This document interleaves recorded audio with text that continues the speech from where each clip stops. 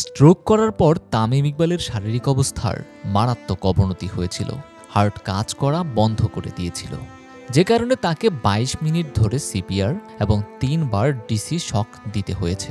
তামিম যে পর্যায়ে চলে গিয়েছিলেন সেখান থেকে তার ফেরার সম্ভাবনা ছিল একেবারেই ক্ষীণ। খুব কম রোগী সেখান থেকে ফিরে আসতে পারেন। এসব তথ্য জানিয়েছে ঢাকা প্রিমিয়ার লিগের ক্লাব মোহামেডানের এক কর্মকর্তা। ক্লাবের আরেক শীর্ষ কর্মকর্তা সংবাদ মাধ্যমকে বলেছেন, তামিম আসলে জীবন মৃত্যুর সন্ধিক্ষণে ছিলেন। আল্লাহর রহমতে তিনি মৃত্যুর দরজা থেকে ফিরে এসেছেন। এভাবে ফিরে আসেন হাজারে একজন।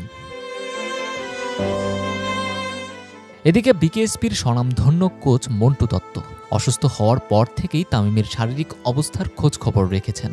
তামিমের অবস্থা বর্ণনা করতে গিয়ে তিনি বলেন, এয়ার অ্যাম্বুলেন্সে তোলা হলে হয়তো তামিম ইকবালকে আর ফিরে পাওয়া সম্ভব হতো না। সে ভর্তি হয়, ডাক্তাররা তাকে ছাড়বে না বলে। সেই নিজ থেকে শিপনকে ফোন করে বলে, আমার জন্য একটা এয়ার অ্যাম্বুলেন্স ব্যবস্থা করো, আমি ঢাকাতে চলে যাব।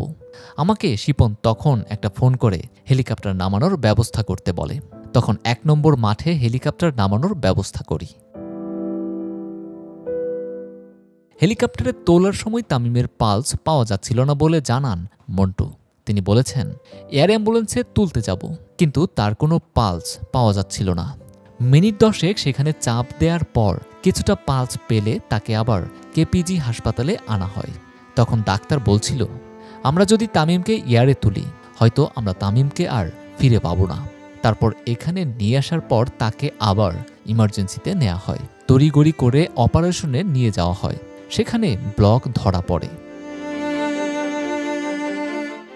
এর আগে আজ সকালের দিকে ঢাকা প্রিমিয়ার লিগের মোহামেডান স্পোর্টিং ক্লাবের হয়ে আজ মাঠে নেমেছিলেন তামিম। বিকেএসপির ৩ নম্বর মাঠে শাইনপুকুর ক্রিকেট ক্লাবের বিপক্ষে খেলা শুরুর আগে নির্ধারিত সময়ে টসও করেছেন অধিনায়ক তামিম, কিন্তু পরে আর ফিল্ডিংয়ে নামতে পারেননি তিনি। খেলা শুরুর আগে বুকে ব্যথা অনুভব করায় বিকেএসপির কাছেই বেগম ফজিলাতুন্নেসা হাসপাতালে ভর্তি করা হয় তাকে।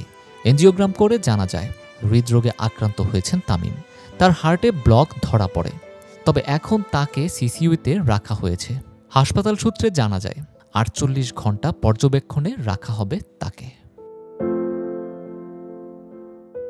নূরে আল জুবায়েদ, বাংলাদেশের খবর।